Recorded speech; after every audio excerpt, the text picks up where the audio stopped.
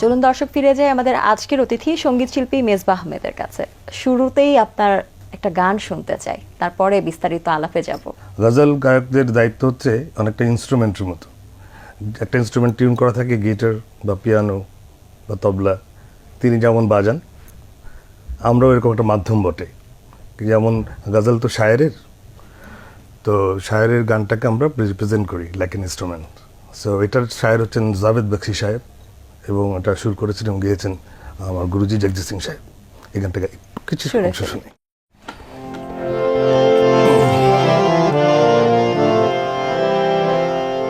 बड़ी नाजुक है ये मंजिल, मोहब्बत का सफर है। बड़ी नाजुक है ये मंजिल, मोहब्बत का सफर है। धड़क आहिस्ता से है दिल, धड़क आहिस्ता से है दिल, मोहब्बत का सफर है। बड़ी नाजुक है ये मंजिल, मोहब्बत का सफर है।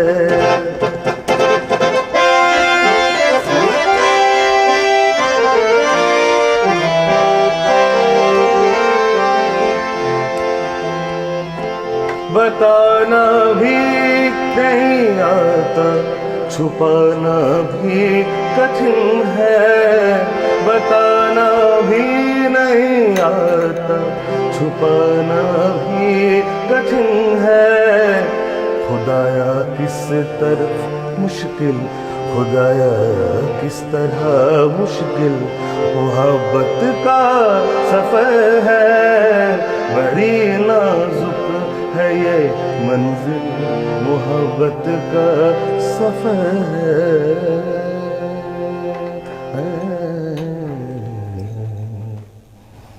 কি অসাধারণ কণ্ঠ আপনার, আর সেই সাথে গায়কের যে ধারা, গজলের প্রতি এত ভালোবাসা, এটার কারণ কি? যদিও আপনি অনেকবার বলেছেন এই কারণটা সবার সামনে, কিন্তু তারপরে আমরা তরুণ যারা আছে বাংলা গান আমি লিখি শুরু করি। আমার বাংলা গানের অ্যালবাম আছে বেশ কয়েকটি, আমার নিজের লেখা শুরু করা, আমার কম্পোজ করা বটে, অন্যরাও বাজিয়েছেন। কিন্তু মূলত আসলে আপনার কথা সঠিক যে আমি গজলটাকেই বেছে নিয়েছি, কিংবা গজল আমাকে বেছে নিয়েছে।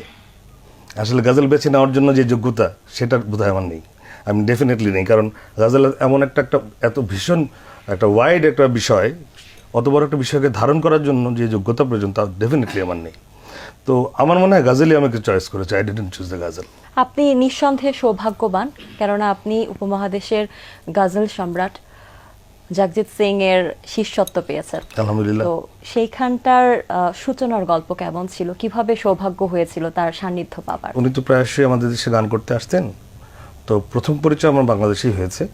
ওনার গান শুনতে আমি অবশ্যই যেতাম, সেই সাথে কখনো কখনো ওনাকে উপস্থাপনা করার সুযোগ আমার হয়েছে। সেই সুবাদে ওনার সাথে ঘনিষ্ঠতা হয়। উনি আমার ভালোবাসাটা দেখেন যে গজলের প্রতি ন্যাকটা কেমন, শেষ শাড়িটা বুঝি নাকি। তো এক পর্যায়ে আমি আমার আর্জিটা ওনাকে জানাই ওনার মিউজিশিয়ানের মাধ্যমে। ওনার সাথে সাথে আমি ছিলাম, কিন্তু ডিরেক্ট বলতে আমি একটু লজ্জাবোধ করেছি কিংবা ভয় পেয়েছি। পরবর্তীতে উনি আমার আর্জিটা কবুল করেছেন। এটা আল্লাহ পাকের ইচ্ছা যে আমি ওনার কাছে কিছুটা সামান্য তালিম নেওয়ার সুযোগ পেয়েছি। এটি আপনার জন্য পরম পাওয়া। পরম। তো সেই পাওয়াটাকে পাশে রেখে আপনি বর্তমানে গজলের পাশাপাশি আর কি কি নিয়ে ব্যস্ততায় আছেন? সঙ্গীতের আর কি কি ধারায় লিখি আছেন? শুরু করি একটু আর কি, খুব ভেবে চিনতে বসতে পারি না। যখনই মাথা কিছু আসে আমি বাংলা গান, বাংলা আধুনিক গান।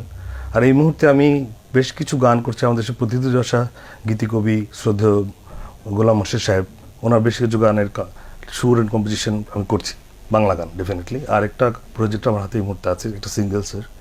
এটা এনামুল কবি সুজন ওর লেখা। গানটার নাম আর দিও না যন্ত্রণা, মানুষ আমি যন্ত্র না।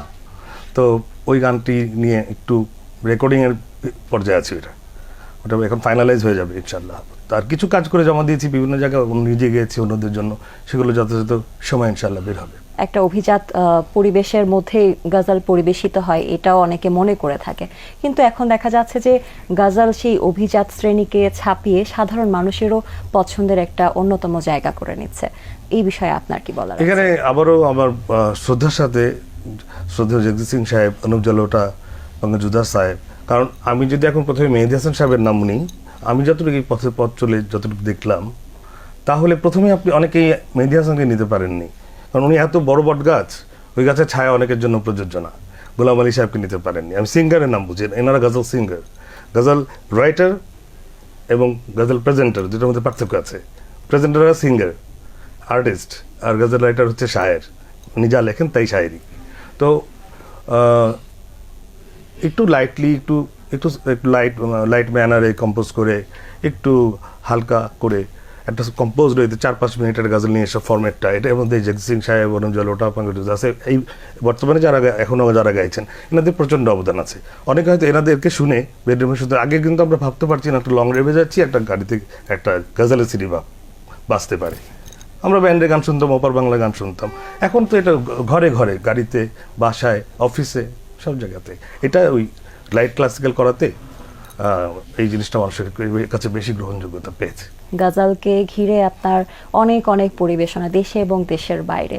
তো দেশের শ্রোতা যারা আছেন তাদের এক রকমের রিয়াকশন থাকে, এবং দেশের বাইরের যারা শ্রোতা আছেন তাদের রিয়াকশন আর এক রকম থাকে। তো পরিবেশনার ক্ষেত্রে দেশে এবং দেশের বাইরের দর্শকদের সাড়া, সেই বিষয়টা না আমরা একটু জানতে চাই। দেখেন, দর্শক সম্বন্ধে কথা বলা খুব বিপজ্জনক, এই জন্য যে আমি এত ক্ষুদ্র গায়ক, দর্শকটা তো দামি, সেটা দেশের হোক আর বিদেশের হোক। আমার কাছে প্রত্যেকটা দর্শক খুব দামি। আমি কখনই ভাবতে পারি না দর্শকদের চেয়ে আমি ভালো জানি, ওনারা ভালো বোঝেন, জানেন, ভালোবাসেন দেখে গজলটা শুনতে বসেছেন, এটা মাথায় রাখতে হয়। সেটা দেশে হোক আর বিদেশে হোক।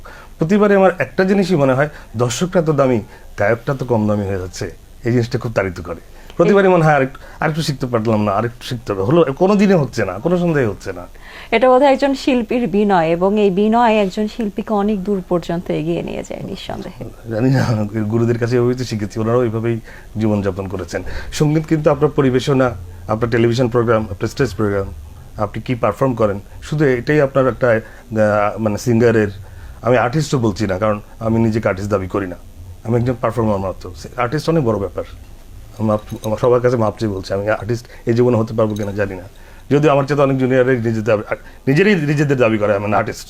যেহেতু আপনি প্রসঙ্গটা নিয়ে এলেন, সেখানে একটা প্রশ্ন করে ফেলছে এখন, সেটা হলো যে যুগের পরিবর্তনের সাথে সাথে এখন অনেকের ধারণা যে নিজের শিল্পকে বা নিজের পরিবেশনাকে তারা ফলোয়ার দিয়ে বা ভিউ দিয়ে কাউন্ট করছে, এবং তারা মনে করছে আমার ভিউ বেশি মানেই আমি টিকে থাকবো অনন্তকাল, এরকম একটা বিষয় তারা ধরে নিচ্ছে। সময়ের সাথে তো যেতে হবে, সময়ের সাথে অভিমান করে তো দেখেন, কোনো পৃথিবীতে কোনো আর্টিস্টের সুকুমার বিতে আর্ট এন্ড কালচার, সময়ের সাথে আসলে বিষয়টা এরকম না।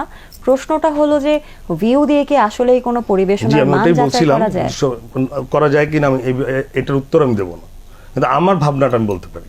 অবশ্যই দ্যাট ইজ লাইক যে একজন শিল্পীর শুধু পরিবেশনায় তার মানে শিল্পত্ব নয়, সে তার যাপিত জীবন, তার কমিটমেন্ট লেভেল, তার আচার আচরণ, সব কিছু মিলিয়ে কিন্তু সে পরিপূর্ণভাবে একজন পারফর্মার বা আর্টিস্ট।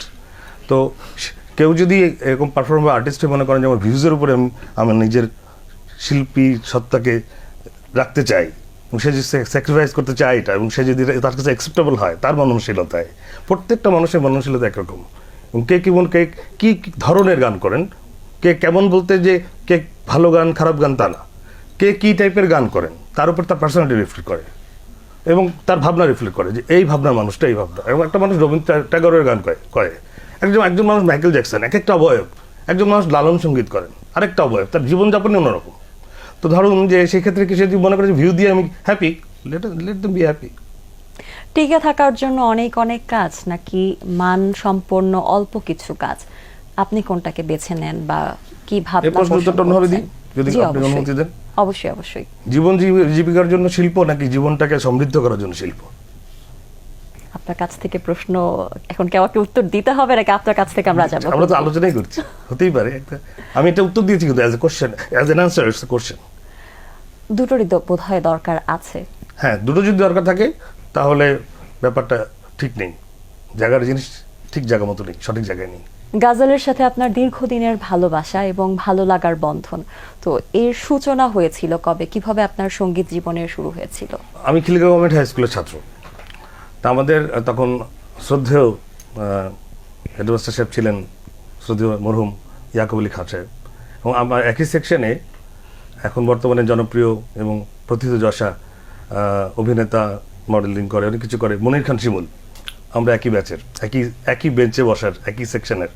তো তো আমি গুনগুন করে গান করতাম, তখন আমার কাছে হারমোনিয়াম ছিল না, ক্লাস 8-এ পড়ি। আমি কিন্তু অনেক বুড়ো বয়সে এসে গান বাজনা শেখা শুরু করেছি, আর একটু আগে থেকে শিখতে পারলে হয়তো কিছুটা বেটার গাইতে পারতাম। স্কুলে তখন সঙ্গীত প্রতিযোগিতা হতো, তো আমার ওই বন্ধু জোর করে আমাকে না জানিয়ে জোর করে আমার নাম দিয়ে দিয়েছিল রবীন্দ্রসঙ্গীত মেজবা আহমেদ, নজরুল সঙ্গীত মেজবা, এবং 3 শাখাতে আমি প্রথম হয়েছিলাম। সেই থেকে গানের সাথে আমার আম্মা যাত্রা। বললেন যে তুমি ম্যাট্রিক যদি ভালো রেজাল্ট, তখন আমাদের এসএসসি পরীক্ষা ম্যাট্রিক কিনো, তো কি চাও, আমি বলছিলাম একটা হারমোনিয়াম কিনে দেবেন, যদি আমি যদি ভালো রেজাল্ট হয় তাহলে আমার কিছু চাই না, একটা হারমোনিয়াম কিনে আমার একটা গুরু রেখে গান শেখাবেন। সে তো ক্লাস 8-এ থাকতে নজরুল গাইলেন, রবীন্দ্রসঙ্গীত গাইলেন। হ্যাঁ, আমার সাথে আরেকজন হারমোনিয়াম বাজিয়ে দিয়েছিলেন, আমি তখন হারমোনিয়াম বাজাতে পারতাম না। এই কথাটা কোনোদিন বলিনি কোনো চ্যানেলে, আজকে আমাদের জানা হলো এবং আমাদের দর্শকরাও জানলেন আপনি যে বের করতে পেরেছেন, ক্রেডিট গোজ টু ইউ। ঠিক আছে। তো সেই যে ক্লাস 8-এ থাকতে নজরুল সঙ্গীত গাইলেন, রবীন্দ্রসঙ্গীত গাইলেন, গজলের সাথে যুক্ত হলেন কবে? তখন আমি গাজলি গাইতাম।